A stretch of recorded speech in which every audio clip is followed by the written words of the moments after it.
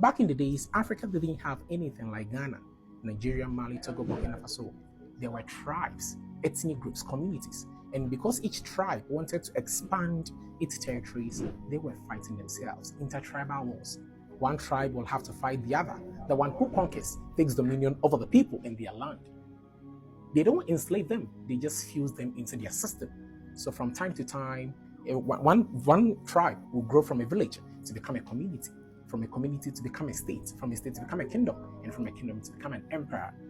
They were actually not putting people in dungeons. It was quite unfortunate when the Westerners actually sailed across the Atlantic Ocean, all in the name of exploring. That is where everything actually changed. When they got here, they saw Africans fighting, and it became a good opportunity for them. At that same time, the Europeans had gotten to America, where it is being termed as the New World, where they were growing plantations in large scale.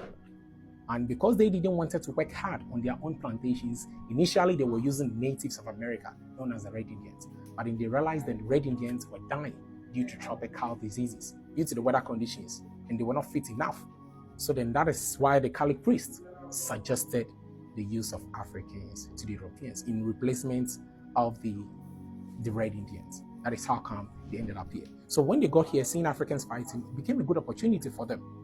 Actually, Africans were fighting with inferior weapons, such as stone, knife, sword, bow, and arrow. The Europeans said, why don't they become the engineers of our wars? They will give us weapons to fight, introducing us to guns and gunpowders for us to become more powerful. But then if they give us these ammunitions, we have to give them something in exchange of those ammunitions. So then they proposed for the prisoners of wars. So then when two tribes fight, the one who conquers will have to take over only the properties, but then sell the people, sell the prisoners of wars to the Europeans as slaves. So then the more we fight, the more they get prisoners of wars. This continued for a longer period of time, and at some point, they were not getting the number that they wanted. So then they started to kidnap and raid by themselves, where they could set a whole community like Cape Coast on fire. As people ran for their lives, they captured them, bring them here. You'll be quietly sleeping in your room. By the time you realize you're no more in your room, parents will be cultivating land, their children will be sitting behind them. By the time you tend to check on your children are gone. And mind you, we the Black people, we also played a role in the slave trade. I know you've been hearing people saying Africans sold their brothers and sisters into slavery. Yes, there was a form of transaction. They gave us ammunitions. We also gave them prisoners of wars. So then there was a form of transaction. If we hadn't given them the prisoners of war, or we hadn't taken the ammunitions, that would be actually a different story. But then there was a form of exchange. That is how come people would say Africans sold their brothers and sisters into slavery. And talking about percentage-wise, the number of people that was selling Black people to the Europeans as slaves, the percentage actually can't sum up to even 5%. About 90% of those who ended up in dungeons were forcefully kidnapped and raided by the Europeans themselves.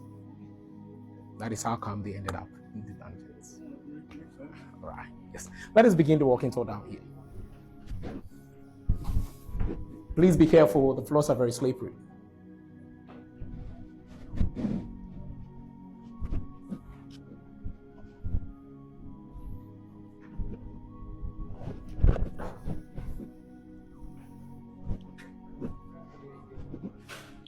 Sorry.